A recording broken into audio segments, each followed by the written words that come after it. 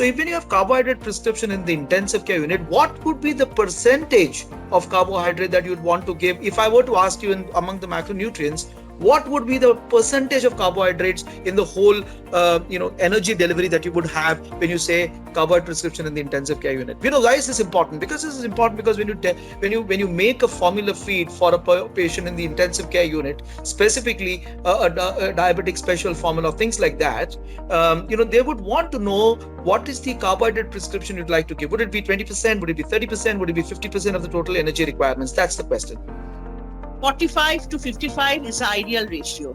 Between 45 to 55% should be of carbohydrates. Proteins are very, very important. Protein should be anywhere between, say, 15 to 20%, and the rest should come from fats.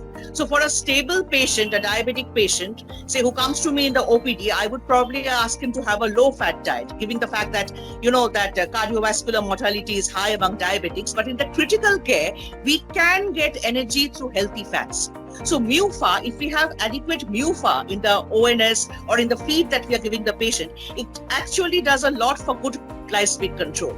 So we can get energy through healthy fats like MUFA, MCTs. They actually help to increase the GLP-1 receptors and increase the GLP-1 secretion in the stomach.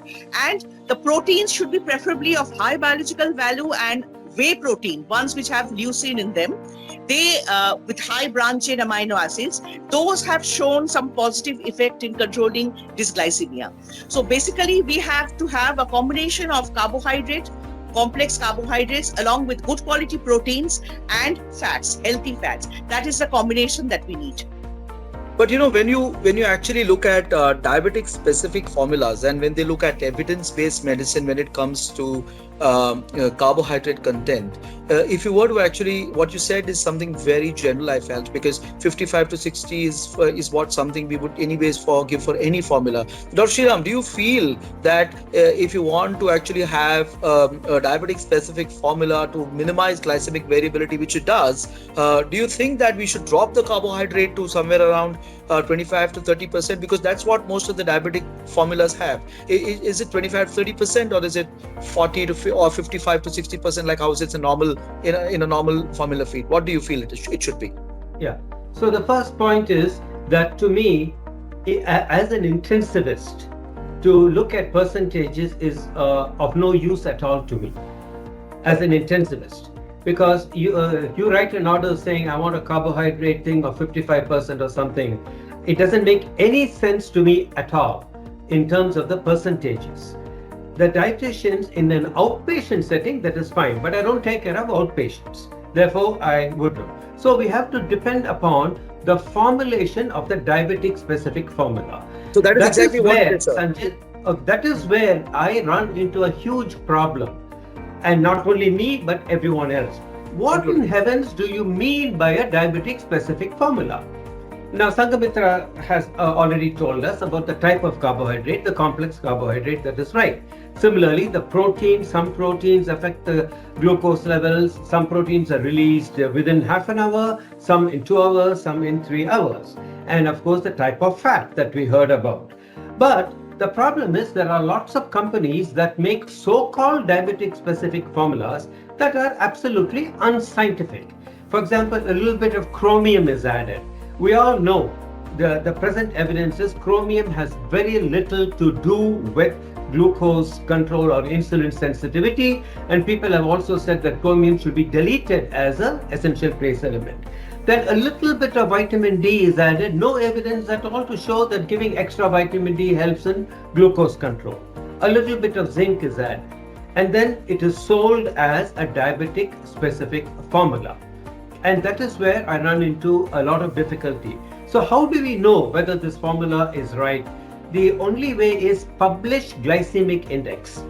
The GI of that product has to be reported by the manufacturer.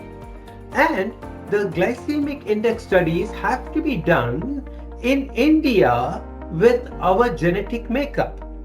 See, whether it is North India or South India or East or West, it doesn't matter because the amino acid sequences are almost identical. But in many companies I have noticed do glycemic index studies in a Chinese population in Singapore, which is totally not applicable to India because of the fact that the GI depends upon the gut microbiome also, which varies from country to country. Therefore, what I would say is be very careful if you want to understand what is a diabetic specific formula, make sure it is from a reputable company. Correct. So, when you short say, answer, the percentages don't mean anything to me because I don't know how to translate that information to patient care.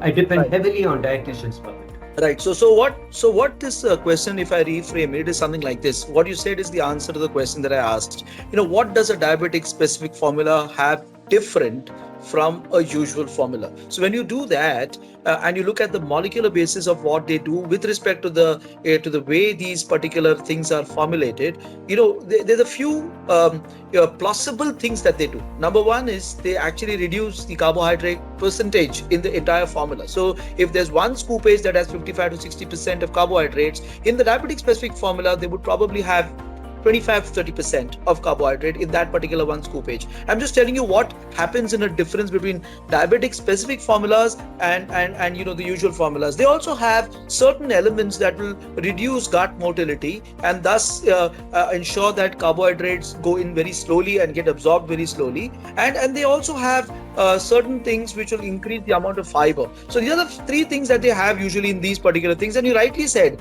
many other formulas come in where they add a little bit of vitamin D and chromium picolinate, and they talk about the fact that this might be helpful. But yes, as you rightly said, in intensive care unit, it may not make a very big difference. However, it might make a difference when it's long-term care in diabetic patients who are being fed for more than 4 to 6 weeks with a specialized nutrition formula where the glycemic variability would definitely make a difference.